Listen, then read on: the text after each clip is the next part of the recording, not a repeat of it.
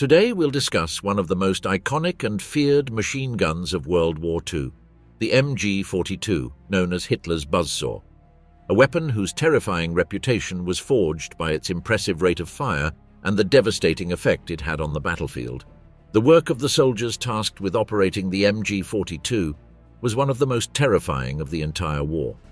Although this weapon provided devastating offensive power, it also made its operators prime targets for snipers, tanks, and enemy artillery. A machine gunner's lifespan was extremely short, as their position was quickly identified by the machine gun's distinctive sound, forcing them to constantly change positions under intense enemy fire. In addition to the constant physical danger, the psychological burden was immense. Many MG-42 gunners, after experiencing intense battles like D-Day or the Soviet human waves on the Eastern Front, suffered profound emotional crises, tormented by the number of casualties they had caused in just a few seconds. Some soldiers even went so far as to lose their minds, unable to bear the magnitude of the human devastation they had witnessed and caused from behind the barrel of their machine guns. The impressive MG-42, the ultimate weapon of the German infantry. The Maschinengewehr 42, better known as the MG-42, was Germany's final development of its long-standing universal machine gun concept, which began with its direct predecessor, the MG-34. It also marked the beginning of a nightmare for Allied soldiers and presented a significant challenge to US machine gun design priorities. For American combat troops, the MG-42 was a deadly problem, from their first encounters with the weapon in Tunisia to the final day of the war in Europe. While its predecessor, the MG-34, had a rapid-fire cycle of about 900 rounds per minute, the MG-42 fired even faster, averaging about 1,200 rounds per minute. The shocking burst rate created an audible effect that was particularly intimidating, as soldiers knew they were in for more shots than they could count. At the beginning of World War II, Hitler changed the paradigm of warfare with his blitzkrieg, lightning-fast battles involving short, rapid-fire advances, using mechanized tank battalions as spearheads.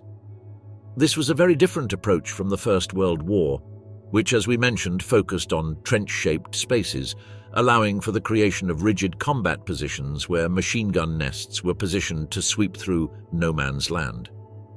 As Germany refined its blitzkrieg tactics, they needed a lighter machine gun to keep up with the rapid advances. Unlike the heavy MG-34, which, while lighter than its predecessors, still required considerable effort to move and install.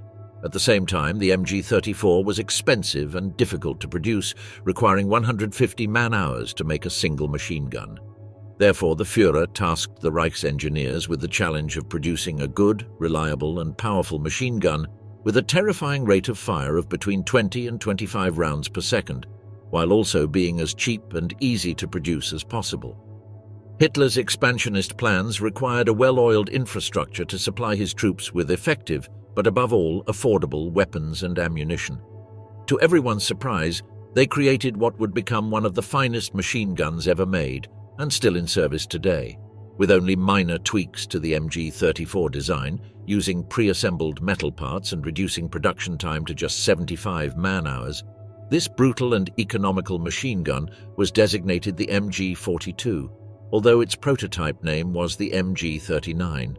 It was significantly more reliable than the MG-34, featuring a quick-change barrel system and capable of firing 1,200 rounds per minute, more than double that of all Allied machine guns. Its most significant drawback was a tendency for the bolt to bounce, sometimes leading to catastrophic failures such as explosions or jamming of the casings.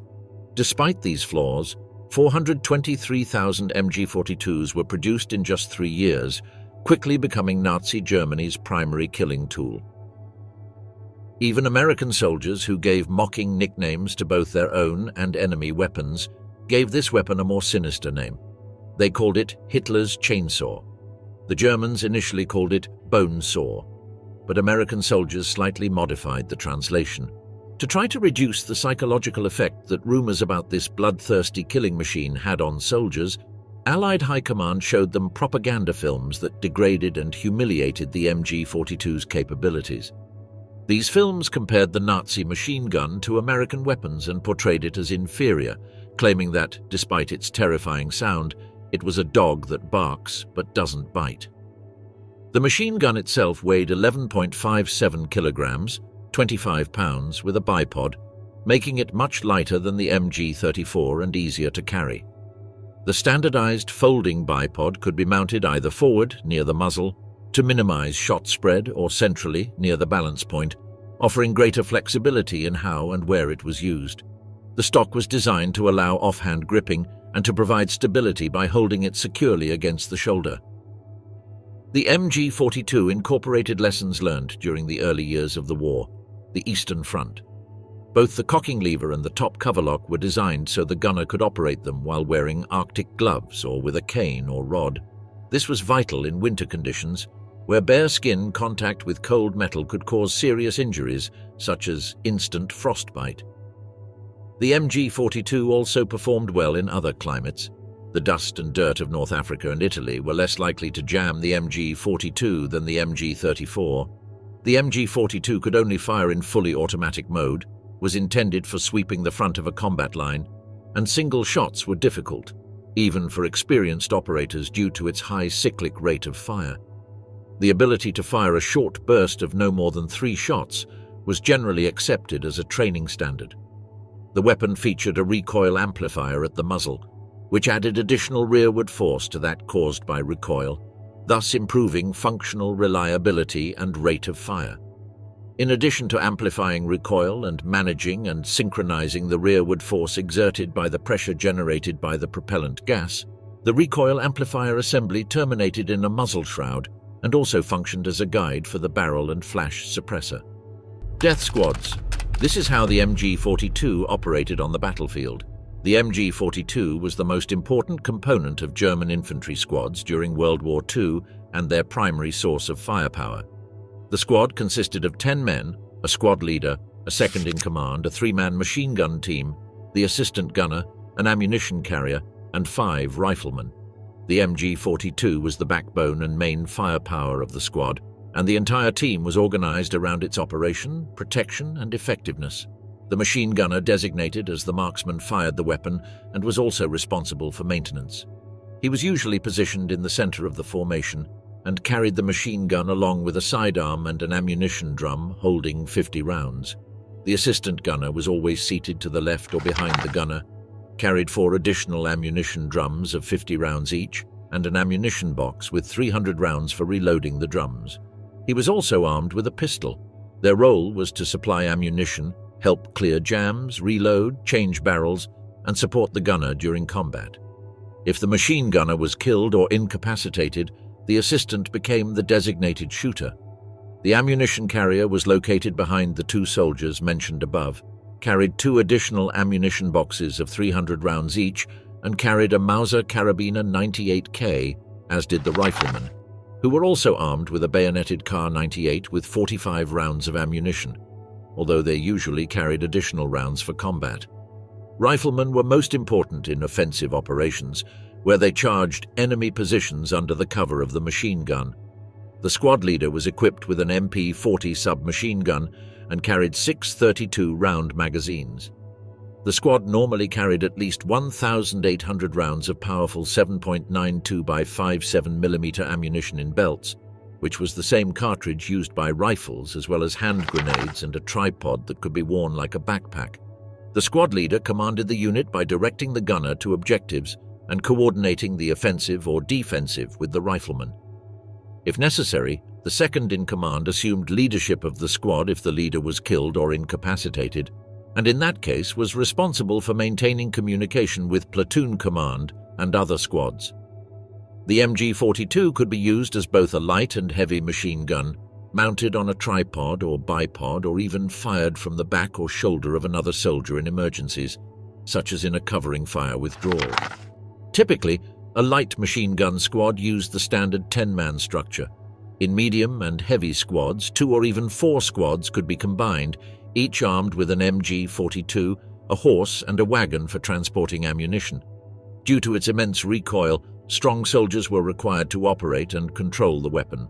Even worse, firing this weapon on the move was a particularly challenging task. Therefore, the Wehrmacht dedicated itself to training machine gunners with strength exercises, but also with suppressive fire. They were ordered to use short, controlled bursts of only 5 to 7 rounds that required precise firing discipline, but at the same time allowed them to breathe and move around the battlefield without being paralyzed by the tremendous recoil of the machine gun. In intense engagements, a new barrel allowed only about 20 seconds of firing, and after approximately 250 shots, the red-hot barrel had to be replaced. The gunner's assistant would release a latch on the side of the weapon, remove the hot barrel, and insert a new one. A well-trained crew could complete this process in less than 10 seconds, maintaining the MG-42's service life by constantly rotating the barrels to prevent damage to the weapon. Allied soldiers were aware of German practices and trained to use the short window during barrel changes to advance against machine guns. The lightweight bipod already used by the MG-34 made the weapon light and easy to deploy in a prone position, making it ideal for offensive maneuvers.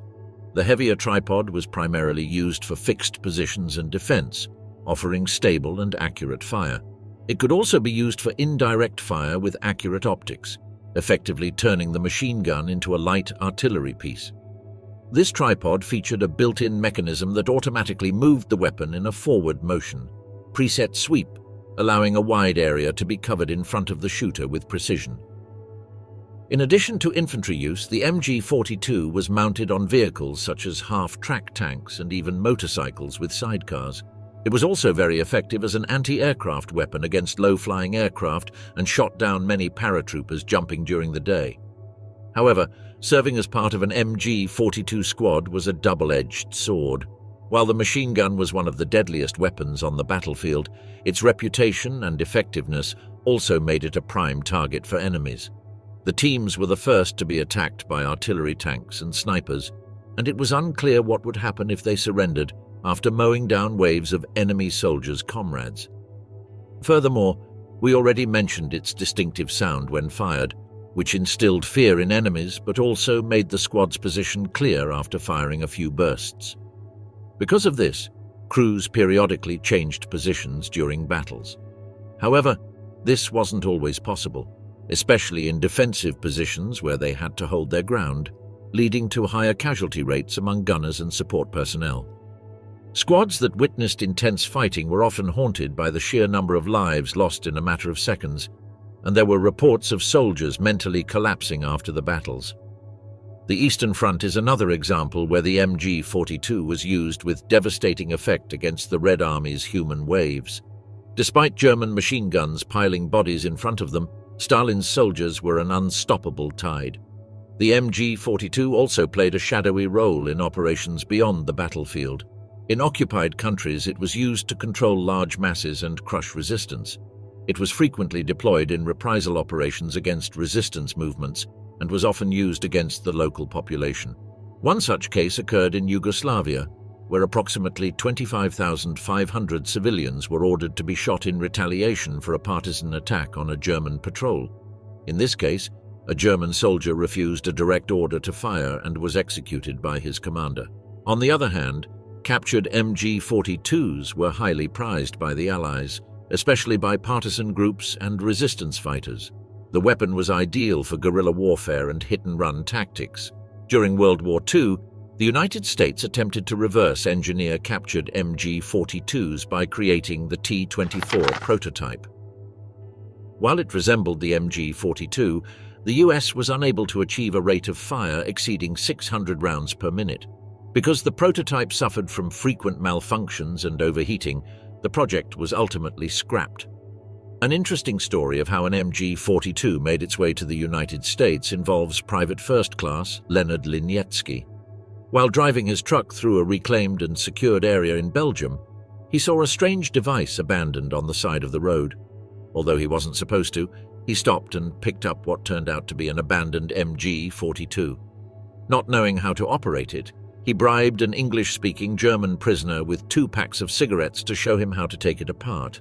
Linietsky then mailed it home in several parts, and the MG-42 remained in his family until 2016, when his son donated it to a museum. The MG-42's design was so effective that it influenced many modern machine guns, and technically the weapon is still in service today with only minor improvements, under the name MG-3. Although the Germans lost World War II, the memory of the MG-42's sound lived on in the nightmares of Allied soldiers for decades. The truth is that in many situations, large contingents of soldiers were forced to charge directly into bunkers housing MG-42 nests. In battles like D-Day, during the American landings on the beaches of Normandy, it became clear what only a few MG-42s could do. And if one story captures the brutal infamy of this powerful Nazi machine gun, it is that of Heinrich Severloh, a German soldier stationed on Omaha Beach during the invasion, who fired approximately 13,000 rounds from his machine gun and was responsible for hundreds of Allied deaths. The Beast of Omaha, the gruesome tale of Heinrich Severloh, the man who murdered more than 1,000 Allies. US troops attempted to advance toward the shores of Omaha Beach, but were cut down by a hail of bullets that tore them apart in seconds. It was the power of an MG-42 machine gun that filled dozens of young men who participated in the Normandy landings with bullets. On the other side of the dunes was Heinrich Severloh, better known as the Beast of Omaha, the deadliest German of World War II, responsible for the deaths of more than 1,000 Allied soldiers. Heinrich Severloh was born on June 23, 1923, in the German town of Metzingen, and had a fairly normal childhood for the time. He joined the German armed forces on July 23, 1941, at the young age of 18. He was then assigned to the 18th Light Artillery Replacement Division, located in Hanover. However, his stay there was short-lived. In August of that same year, the young man was transferred to France to join the 3rd Battery of the 3rd Artillery Regiment. It was there that he earned the nickname the Hyena for his daring and brutality. But that time was anything but easy for Severloh.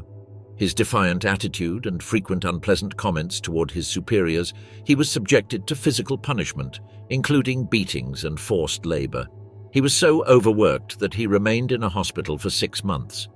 After this episode, he was sent back home to help his family with the harvest.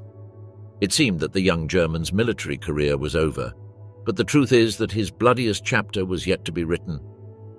In October 1943, Severloh was sent to Brunswick to be trained as a non-commissioned officer, but after a few months, he was ordered to return to his old unit.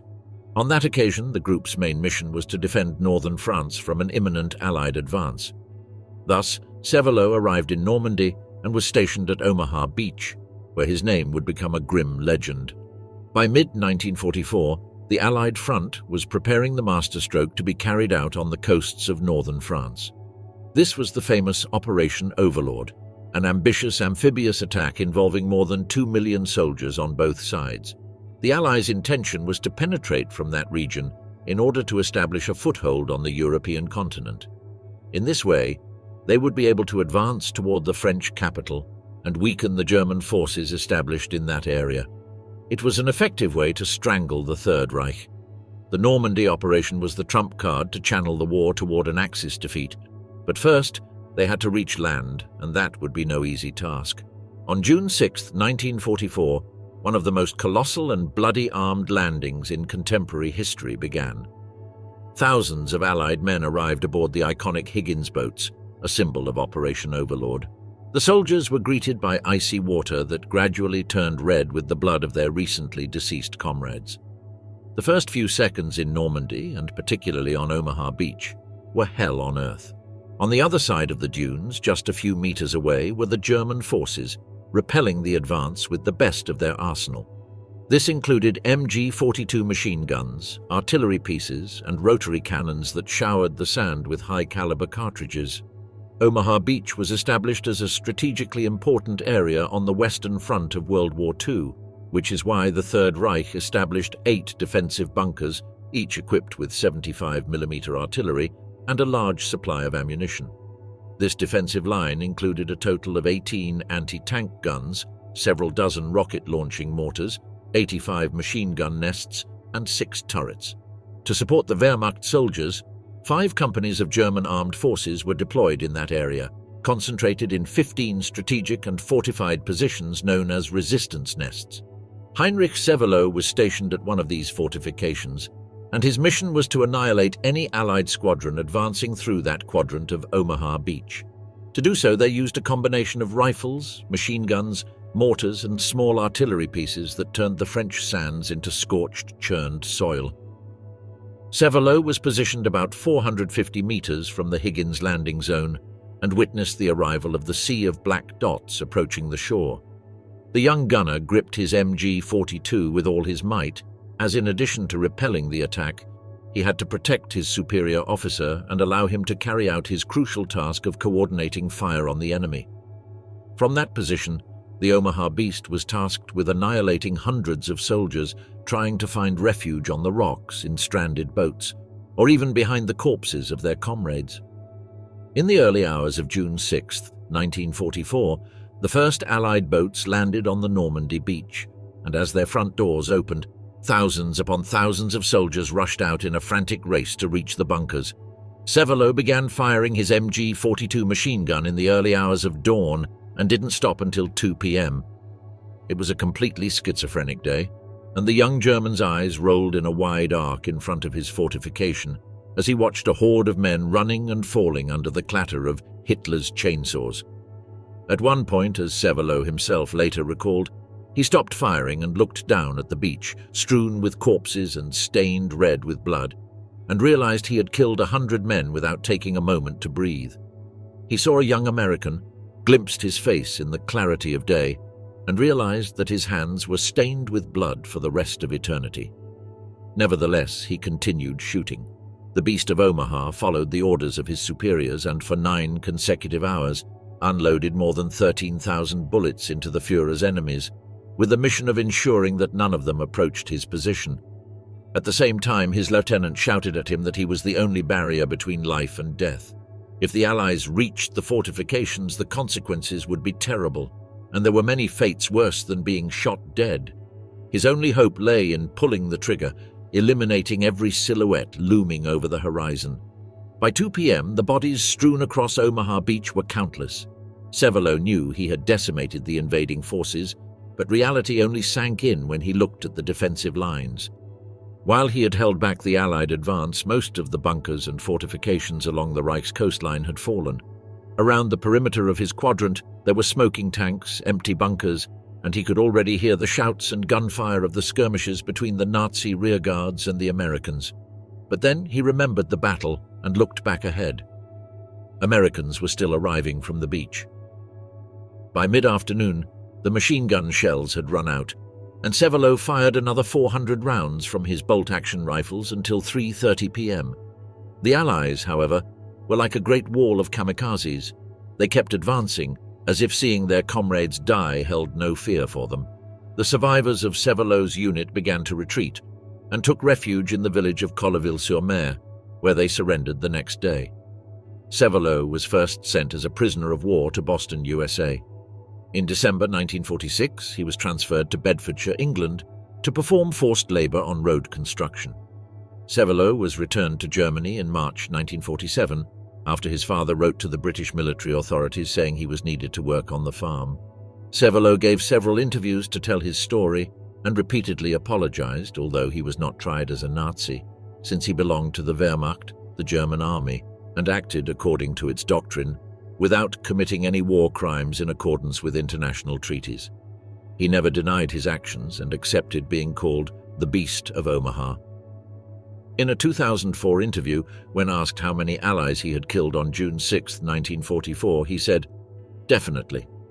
There were at least 1,000 men, most likely more than 2,000. But I don't know how many men I shot. It was horrible. Thinking about it makes me want to throw up."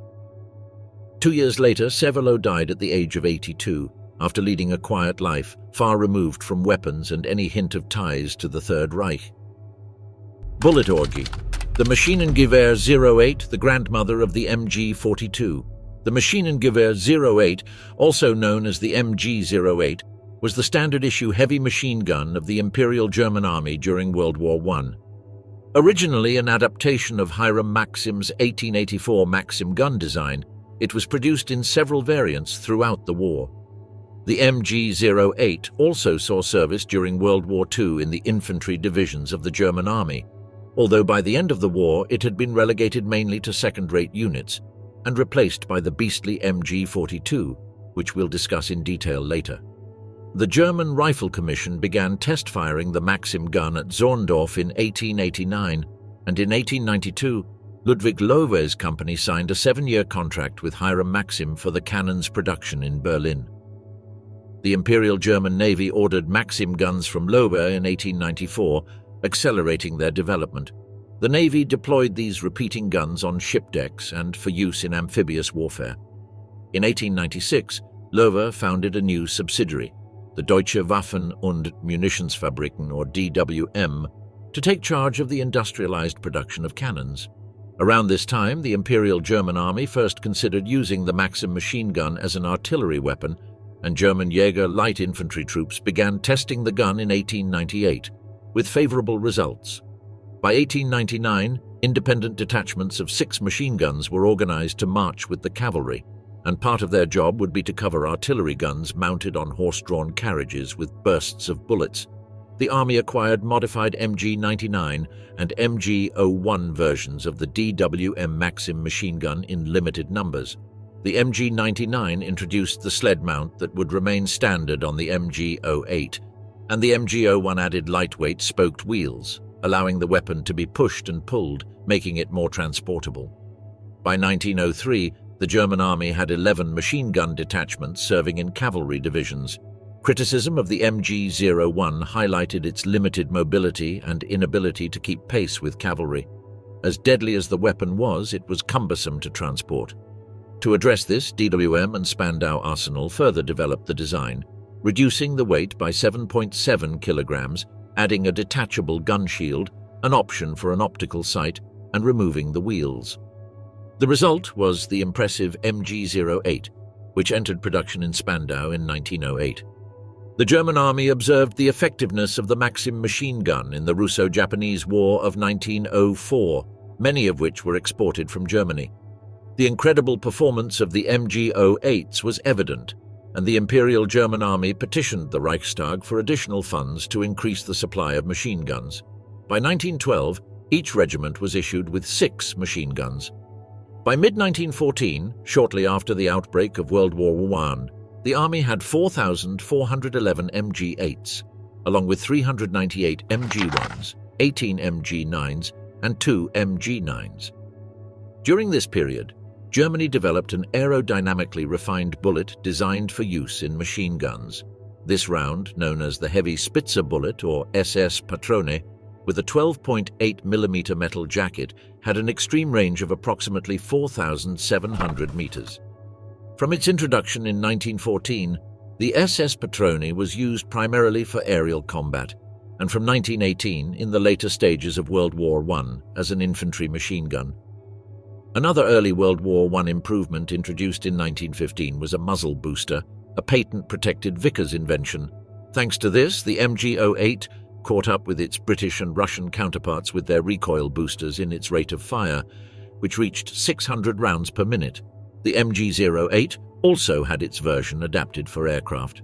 The LMG, acronym for Luftmaschinengewehr 08/15, was a lightened and air-cooled version of the MG-08.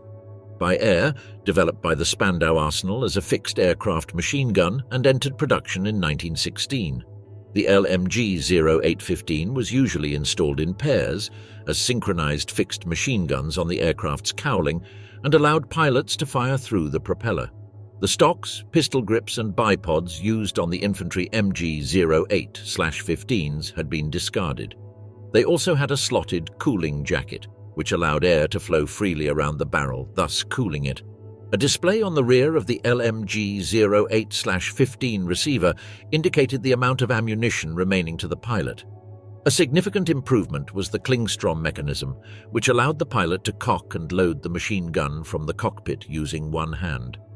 The synchronizing mechanism, which allowed the machine gun to fire between the blades without damaging the propeller, consisted of a switching gear driven by the aircraft's engine. The first evolution of the monster, the bestial MG-34, direct predecessor of the MG-42. The MG-08 was the Entente's bane during the Great War, but it still wasn't enough to give the German Empire victory. In the interwar period, the Germans switched from the MG-08 to the MG-13, which featured an unusual feature: its double crescent trigger, which allowed the firing mode to be selected without a mode selector. Pressing the upper segment of the trigger fired in semi-automatic mode, while pressing the lower segment fired in fully automatic mode. While it entered service in 1930, shortly before World War II, it was replaced by a far more effective iteration, the MG-34. However, its history hides several very interesting facts. First, after losing the war, Germany was prohibited from developing or manufacturing weapons by the Treaty of Versailles, so it had to find a way to improve its machine guns. To this end, the German government invested huge amounts of money as a shareholder in Swiss companies such as Rheinmetall Borsig, which were able to work without problems on innovative weapons for what would become Adolf Hitler's Third Reich. Despite bureaucratic difficulties, the weapon's design was approved in 1934, and it went into production the following year, having met the imposed requirements and effectively becoming the first general-purpose machine gun. The MG-34 was a rotating bolt machine gun operated by firing gases. Pulling the trigger caused the bolt to advance and rotate through grooves as it touched the barrel, guided by rollers, at which point it closed and fired. As the bullet exits, the firing gases pushed the barrel slightly backward, releasing the bolt. At this point, the spent cartridge case was extracted and the process repeated. The air-cooled barrel was designed to be quickly replaced by rotating the rear of the weapon 90 degrees. This allowed for rapid removal and replacement in a simple operation that could be performed easily in just a few seconds, even inside a vehicle. The hot barrel could be removed using a cartridge, a tool, or an asbestos glove. Another added benefit of this system was the fact that the weapon could be separated in half for transport, making it an extremely compact machine gun for its class, ideal for use by paratroop troops. The trigger allowed for both automatic and semi-automatic fire through the use of a double trigger. Early versions featured a rate reducer that allowed the rate of fire to be adjusted between 400 and 1,000 rounds per minute, although this feature was soon discontinued, leaving a fixed rate of fire of between 800 and 900 rounds per minute. It also featured a safety on the top of the pistol grip, which could only be activated with the bolt at the rear of the weapon. Another unusual feature was the ability to remove the stock without disassembling it, reducing its length in spaces where a stock was not necessary, such as in vehicle interiors or fortifications. The weapon was fed by belts of 57.92 by 57 mm caliber rounds, which could be joined together to extend them as needed up to 300 rounds. The belts entered through the left side of the receiver, although the feed system could be configured to feed from the right if necessary. Initially, the weapon also had an accessory that replaced the top section to accommodate a double-drum magazine already in use in the German army, but which was quickly discarded due to its complicated use, maintenance, and production. As a light machine gun, the MG-34 was configured for use using a bipod that could be attached to either the front or the rear of the barrel, and carried a container on the left side for the 50-round belt. This configuration also featured 300-round ammunition boxes when the situation required sustained fire, for example in an improvised defensive position after an assault, or to provide extended cover for troops. Just as the light configuration fulfilled its role perfectly, its heavy configuration was no less efficient. For defensive use, the machine gun was attached to a tripod known as a lafette on a mount that moved back slightly with each shot, effectively cushioning the weapon's recoil. The trigger was connected by a lever to a lower trigger. Despite being attached to the tripod, the barrel could be changed regularly, as its mount could be tilted to prevent the weapon from overheating after sustained fire. The tripod could also mount an optical sight, which incorporated a battery to illuminate the reticle during night use. Thanks to these sights, the machine gun achieved a maximum range of over 2,500 meters, a more than considerable distance for any defensive position. Its anti-aircraft use was perhaps one of this version's weak points. Its rate of fire, between 800 and 900 rounds per minute, was comparatively low for other weapons of its class, which fired at least 1,200 rounds. Its relatively low-powered cartridge only offered protection against light or low-flying targets. From BMW motorcycles with sidecars to the heavy Panzer VI Tiger tanks, virtually all Wehrmacht vehicles had one or more machine gun mounting options. The list is practically endless. but all included a mount for attaching an MG-34, similar to anti-aircraft tripods. Later, these same attachments would be used for the MG-42. For these uses, the weapons were fed with almost any available option depending on the requirement, with belts of between 50 and 150 rounds being common. The most notable version for this role is the Panzerlauf model, designed for use almost exclusively inside war tanks. This version featured a reinforced barrel to withstand impacts and was mounted in a coaxial mount either on the main gun or in the co-pilot position. The weapon did not require a stock for use, but it was stored inside the cockpit next to the bipod so it could be used outside in case of having to abandon the vehicle. The MG-34 remained in service as a vehicle machine gun until the end of World War II. The weapon, although effective, was very expensive to produce, requiring high-quality metal and a long machining time. Its replacement, the MG-42, was superior in virtually every respect except for its use within vehicles, where its barrel-changing system required extra lateral space, sometimes impossible to obtain, and its shape required a complete redesign of vehicle embrasures. Thus, despite the MG-42 being cheaper and faster to manufacture, MG-34 production continued until the end of the war, although in later years it was primarily intended for vehicle use. The Allies' ultimate weapon, the origin of the M2 Browning machine gun. However, the Germans weren't the only ones who had excellent machine guns during World War II. The Allies, especially the British and Americans, also had their own creations, which allowed them to triumph in both the First and Second World Wars. John Moses Browning was an American firearms designer who designed a wide variety of weapons, cartridges, and gun mechanisms which were adopted by the United States Army, establishing a tradition that continues to this day. However, this man stood out for his machine guns, which became the most effective of their time and sealed a legendary legacy. In 1901, Browning acquired a patent to develop a Lewis machine gun, but his initial prototypes were rejected by the US Army. For years, he continued developing the model, taking advantage of developments during World War I, such as recoil loading and water cooling, but with the goal of making a lighter machine gun than those that existed until then. For Browning, mobility and flexibility in combat were essential. By the end of the Great War, Browning introduced the M1917, a 42-kilogram machine gun with 250-round cloth magazines and a rate of fire capable of firing 450 rounds per minute. The US Army agreed to a test demonstration, and Browning fired 2 continuous bursts of 20,000 rounds with incredible accuracy, demonstrating the resilience and capability of his machine gun.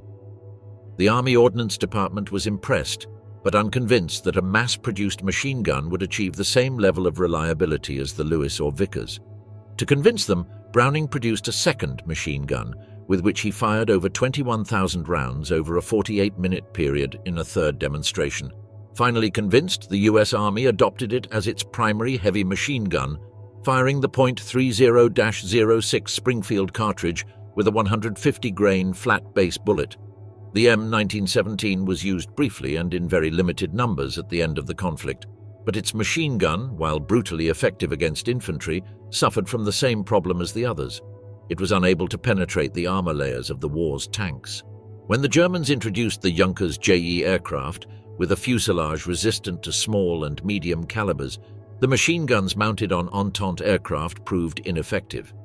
The First World War ended, but Browning continued to work on his weapons, aiming to adapt them to load a caliber of ammunition capable of penetrating light armor, with an eye to future warfare. In collaboration with Winchester, Browning began redesigning his machine gun, while Winchester worked on creating a bullet for .25 caliber anti-tank rifles. The first 50 caliber machine gun was tested on October 15, 1918. It fired less than 500 rounds per minute and had a muzzle velocity of only 700 meters per second, meaning that overall performance was inferior to that of wartime machine guns. Although a slight improvement, the weapon was heavy, difficult to control, fired too slowly for its anti-personnel role, and was not powerful enough against armor. During the development of the 50 caliber, some 13.2 by 92 mm SR Mauser 1918 T-Gewehr anti-tank rifles and their ammunition were captured. The German 13.2mm shells had a muzzle velocity of 820 meters per second, a bullet weight of 52 grams, and could penetrate 25mm thick armor at a distance of 1.5 meters. Tismiter U.S. Army General John Blackjack Pershing requested that all cartridges be sent to Winchester for design research. The legendary gunsmith improved the .50 caliber bullet to achieve similar performance, even surpassing the muzzle velocity, which reached 840 meters per second. Browning's efforts resulted in the water-cooled .50 caliber Browning M1921 machine gun, which could be used by infantry and in tanks, and also included a version suitable for aircraft. These guns were used experimentally from 1921 to 1937.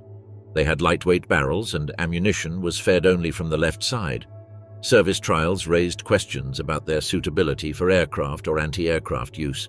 Consideration was given to using a heavy-barreled M1921 for ground vehicles. John M. Browning died in 1926, but between 1927 and 1932, the Army turned the design over to Dr. S. H. Green, who studied the design problems of the M1921 and attempted to adapt it to the needs of the armed forces. The result was a single cassette design, allowing the machine gun to be modified into 7 different types by changing the barrels and sleeves. The new receiver allowed for right or left-hand feeding, continuing the lightweight and versatile design envisioned by Browning. In 1933, Colt manufactured several prototype Browning machine guns, including what would become known as the M1921A1 and M1921E2. With the support of the Navy, Colt began manufacturing the M2 in 1933. In Europe, the Belgian company FN Herstal began manufacturing the M2 machine gun beginning in the 1930s. A variant without a water jacket, but with a thicker-walled, air-cooled barrel, was designated the M2HB, which stands for heavy barrel. The increased mass and surface area of the heavy barrel partly compensated for the loss of water cooling, while also reducing volume and weight. The basic M2 weighed 55 kilograms with a water jacket, but the M2HB weighed 38 kilograms. Due to the lengthy barrel-changing procedure, an improved system called the QCB, Quick Barrel Change, was developed. Before the start of World War II, the M2 Browning was already synonymous with versatility. Its modular design made it the star machine gun of the U.S. military, and the lightweight AN/M2 version of the Browning M2 was quickly developed, bearing the prefix Army-Navy and a lightweight 27 kilograms, 60 pounds barrel. This became the standard issue .50 caliber aircraft machine gun of World War II for U.S. military aircraft of nearly all types, replacing Browning's own air-cooled .30 caliber machine gun design in nearly all U.S. aircraft installations. To this day, the Browning is a symbol of effective Western military engineering, and its legacy lives on in the machine guns most militaries use today, even more widely than the newer versions of the German MG-42.